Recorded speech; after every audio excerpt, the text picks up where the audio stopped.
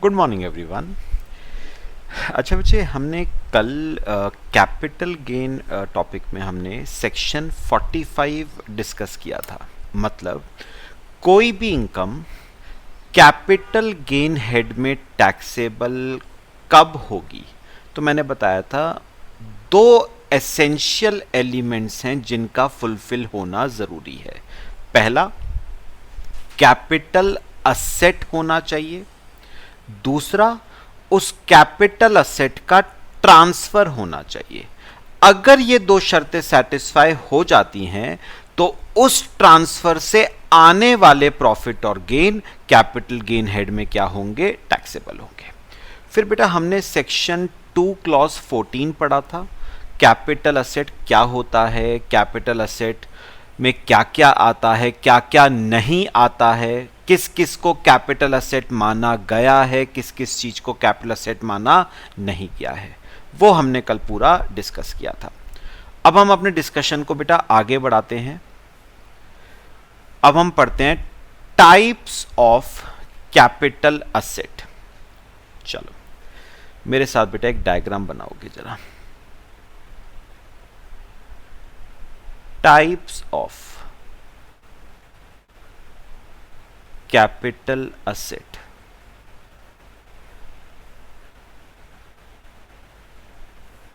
बेटा capital asset हमारे ना बच्चे दो तरीके के होते हैं।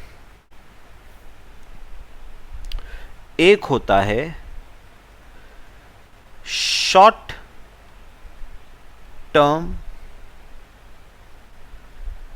Capital asset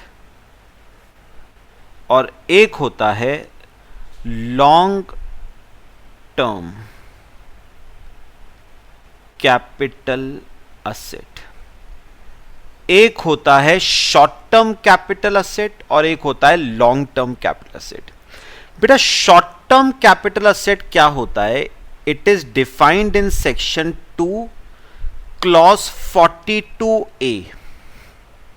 section 2 clause 42A। और लॉन्ग टर्म कैपिटल असेट क्या होता है? It is defined in section 2 clause 29A। 2 clause 29A।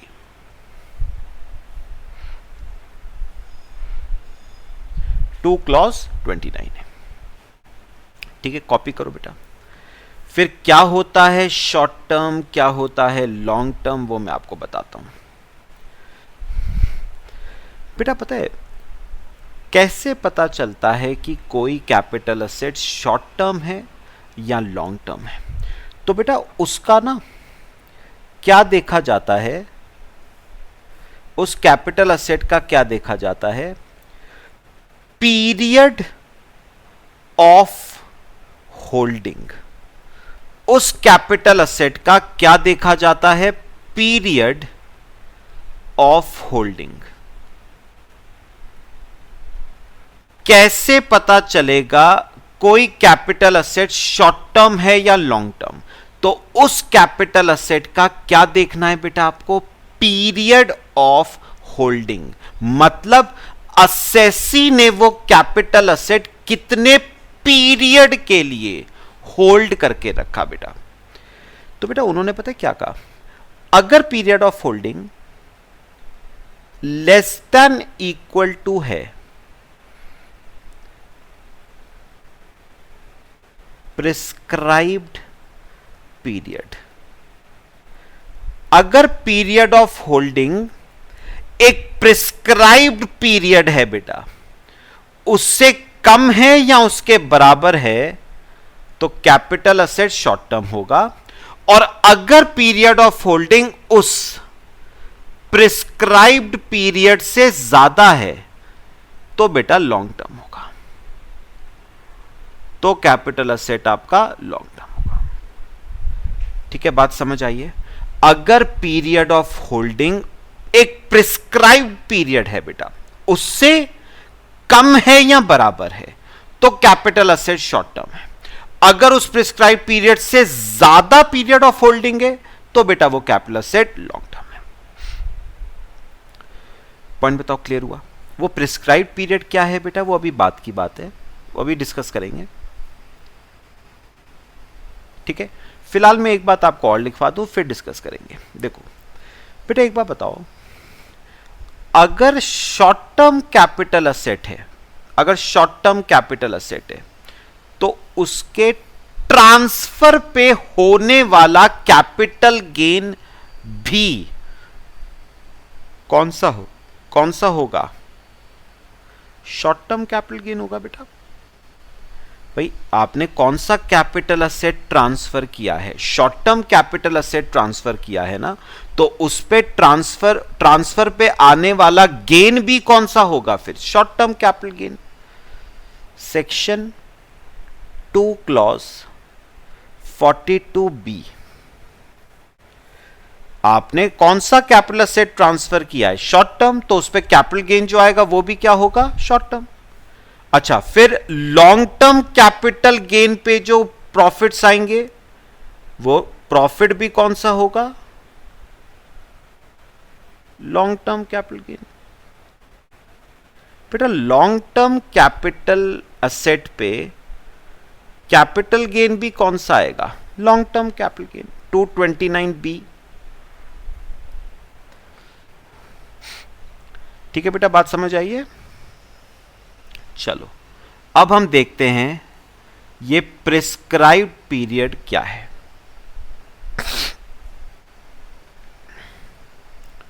करें? चलो मेरे साथ हेडिंग लिखो बेटा।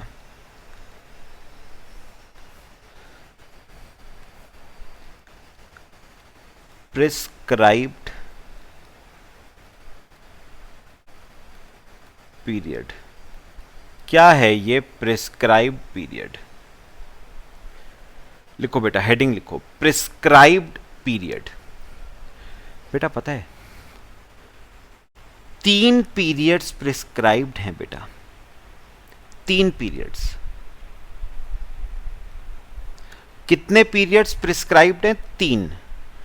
एक है 12 मंथ्स का पीरियड,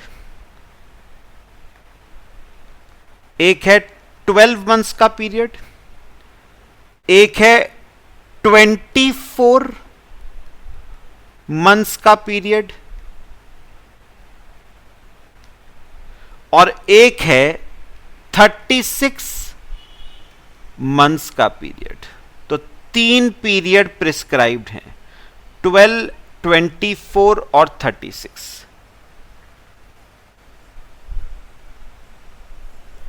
3 पीरियड्स प्रिस्क्राइब्ड हैं बेटा, 12, 24 और 36। बस आपको ध्यान क्या रखना है, ये 12 मंथ्स का पीरियड कौन से कैपिटल असेट्स के लिए है, 24 मंथ्स का पीरियड कौन से कैपिटल असेट्स के लिए है, और 36 मंथ्स का पीरियड कौन से कैपिटल असेट्स के लिए, ये आपको ध्यान रखना है। मैं आपको बताता हूं बेटा। बेटा जो ये 12 मंथ्स का पीरियड है ना, ये आपका तीन कैपिटल असेट्स के लिए प्रिस्क्राइब्ड है। कितने? 3 के लिए। कौन कौन से 3? पहले लिख लो। एक है पहला लिस्टेड सिक्योरिटीज, पहला। सेकंड है units of equity oriented fund oblique units of UTI, और थर्ड है आपका जीरो कूपन बॉन्ड्स। तो बेटा 12 मंथ्स का जो पीरियड है वो इन 3 कैपिटल असेट्स के लिए एप्लीकेबल होगा। बताना पहला कौन सा है बेटा? Listed securities. बेटा पहली बात सिक्योरिटीज क्या होनी चाहिए? Listed on a recognised stock exchange. दूसरी बात, वर्ड क्या लिखा है? सिक्योरिटीज। बेटा सिर्फ शेयर्स नहीं लिखा है, सिक्योरिटीज लिखा है। तो सिक्योरिटीज में तो शेयर्स, डिबेंचर्स, बॉन्ड्स सभी तो आ गए बेटा। और दूसरी बात, वो सिक्योरिटीज क्या होनी चाहिए? लिस्टेड होनी चाहिए। तो याद रखना, लिस्टेड सिक्योरिटीज पे पीरियड कितना अप्लाई करेगा? 12 मंथ्स का। तो अगर आप लिस्टेड सिक्योरिटीज को 12 मंथ से ज्यादा के लिए होल्ड करके रखते हो लॉन्ग टर्म, 12 मंथ्स तक होल्ड करके रखते हो शॉर्ट टर्म। ठीक है। दूसरा कौन सा है? Units of equity oriented fund. Sir ये क्या होता है इक्विटी ओरिएंटेड फंड? बेटा जो म्यूचुअल फंड्स होते हैं ना बेटा, म्यूचुअल फंड्स मेनली वो दो तरह के होते हैं। एक होते हैं इक्विटी ओरिएंटेड और दूसरे होते हैं डेट ओरिएंटेड। एक कौन से हैं?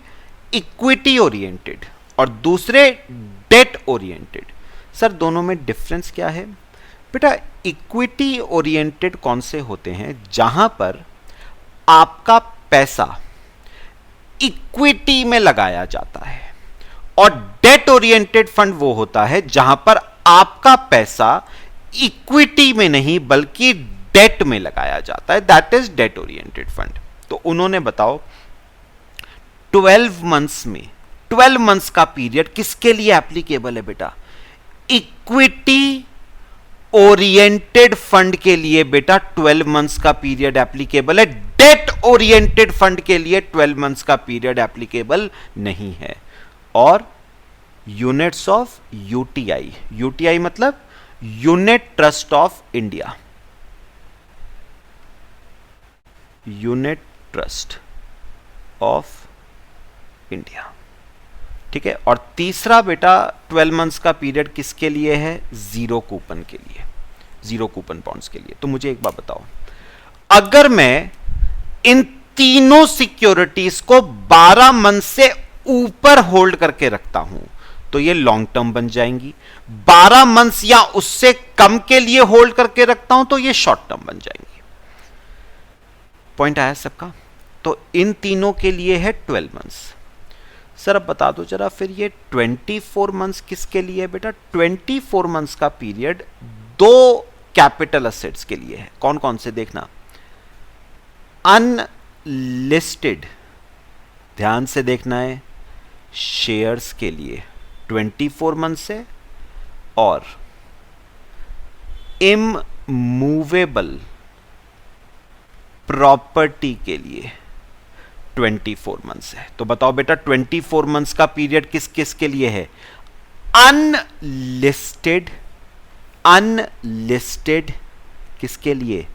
सिक्योरिटीज के लिए नहीं बेटा, अनलिस्टेड शेयर्स के लिए 24 मंथ्स है। ये ध्यान देना बेटा, मेरी बात सुनो, मेरी बात सुनो। अगर मैं पूछूं लिस्टेड शेयर्स के लिए कितना है? लिस्टेड शेयर्स के लिए 12 मंथ्स है, अनलिस्टेड शेयर्स के लिए 24 मंथ्स है। अच्छा, अगर मैं पूछूं लिस्टेड डिबेंचर्स के लिए कितना है? 12 मंथ्स। लिस्टेड बॉन्ड्स के लिए कितना है? 12 मंथ्स।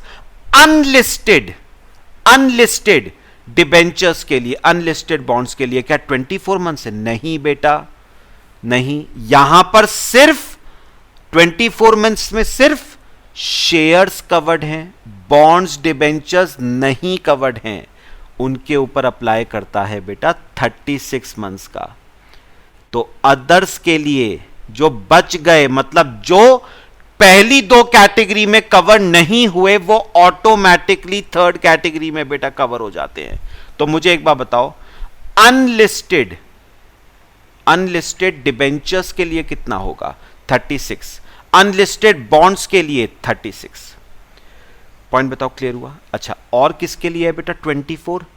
इमूवेबल प्रॉपर्टी, जैसे कि लैंड के लिए 24 मंथ्स का पीरियड देखना है, लैंड एंड बिल्डिंग के लिए 24 मंथ्स का पीरियड देखना है बेटा। तो इनके लिए 24 मंथ्स होगा। तो अगर मैं अनलिस्टेड शेयर्स को या इमूवेबल प्रॉपर्टी को 24 मंथ से ऊपर के लिए होल्ड करके रखता हूं तो लॉन्ग टर्म, 24 मंथ्स या उससे कम के लिए होल्ड करके रखता हूं तो शॉर्ट टर्म। पॉइंट क्लियर हुआ? ध्यान से सुनना। अब बेटा तीसरी कैटेगरी आती है 36 मंथ्स की। बेटा 36 मंथ्स का पीरियड किसके लिए होगा एप्लीकेबल? जो पहली दो कैटेगरीज में कवर नहीं हुए ना, ध्यान से सुनना, वो ऑटोमेटिकली फिर थर्ड कैटेगरी में कवर्ड है। अब सुनना, लिस्टेड शेयर्स यहां पर कवर हो गए, अनलिस्टेड शेयर्स यहां पर कवर हो गए, ठीक है। अच्छा, लिस्टेड डिबेंचर्स यहां पर कवर हो गए, अनलिस्टेड डिबेंचर्स बेटा वो कहां जाएंगे? वो 36 मंथ्स में जाएंगे। अनलिस्टेड डिबेंचर्स ऑब्लिक बॉन्ड्स कहां जाएंगे बेटा? 36 मंथ्स में। मैं एग्जांपल्स दे रहा हूं आपको। अच्छा देखो बेटा, units of equity oriented fund 12 months में कवर हो गया, तो डेट ओरिएंटेड फंड बेटा वो कहां गया? 24 में भी कवर नहीं हुआ तो ऑटोमेटिकली 36 में कवर्ड है। डेट ओरिएंटेड फंड ऑटोमेटिकली 36 में कवर्ड है। पॉइंट क्लियर हुआ? सर एक दो एग्जांपल और दे दो। मैं दे देता हूं बेटा, अभी सुनो, एक और एग्जांपल देता हूं आपको। पहले मुझे एक बात बताओ, ज्वेलरी कैपिटल असेट है या नहीं? बेटा jewellery is a personal item of movable nature, but और वैसे मैंने एक बात कल बताई थी ना, personal items of movable nature को कैपिटल असेट माना नहीं गया है, but jewellery is an exception. मतलब ज्वेलरी ऑल्दो पर्सनल आइटम है, मूवेबल नेचर की है, फिर भी उसको कैपिटल असेट माना गया है, और उसके लिए पीरियड 36 मंथ्स का क्या होगा? एप्लीकेबल होगा बेटा ज्वेलरी। तो इन तीनों के लिए पीरियड क्या हो जाएगा? 36 मंथ्स का। Unlisted debentures bonds, date oriented fund, jewellery. ठीक है, तो याद रखना, अगर मैं ज्वेलरी को 36 मंथ से ऊपर होल्ड करके रखता हूं लॉन्ग टर्म, 36 या उससे कम के लिए होल्ड करके रखता हूं शॉर्ट टर्म। पॉइंट बताओ, बात समझ आई है बेटा? ये थोड़ा सा बेटा आपको याद रखना पड़ेगा। अच्छा, अब मेरी एक बात और सुनो, लास्ट बात। ये देखो, नोट बेटा इंपॉर्टेंट है। While calculating period of holding, date of purchase is to be included and date of transfer is to be excluded. बेटा उन्होंने क्या कहा? पीरियड ऑफ होल्डिंग निकालते समय, ये 12 महीने, 24 महीने, 36 महीने का पीरियड निकालते समय, जिस दिन आपने वो कैपिटल असेट खरीदा था उस डेट को इंक्लूड करना है, और जिस दिन आप वो कैपिटल असेट बेच रहे हो उस डेट को बेटा एक्सक्लूड करना है। तो खरीदने वाली डेट को इंक्लूड करना है और बेचने वाली डेट को बेटा एक्सक्लूड करना है। एक एक दिन का फर्क पड़ता है बेटा। एक दिन से कोई असेट लॉन्ग टर्म बन सकता है, कोई शॉर्ट टर्म बन सकता है, इसलिए बहुत ध्यान से चलना है। मेरे ख्याल से क्लियर हुआ? चलो, तो बेटा हमारा capital asset, types of capital asset हमारे खत्म हो गए। बाकी मैं नया टॉपिक है वो नेक्स्ट क्लास में आपको शुरू करवाऊंगा, नेक्स्ट लेक्चर में। मेरे ख्याल से बेटा टाइप्स ऑफ कैपिटल असेट सबको क्लियर हुए हैं? पक्का? चलो, बाकी हम नेक्स्ट लेक्चर में डिस्कस करेंगे। Till then, thank you.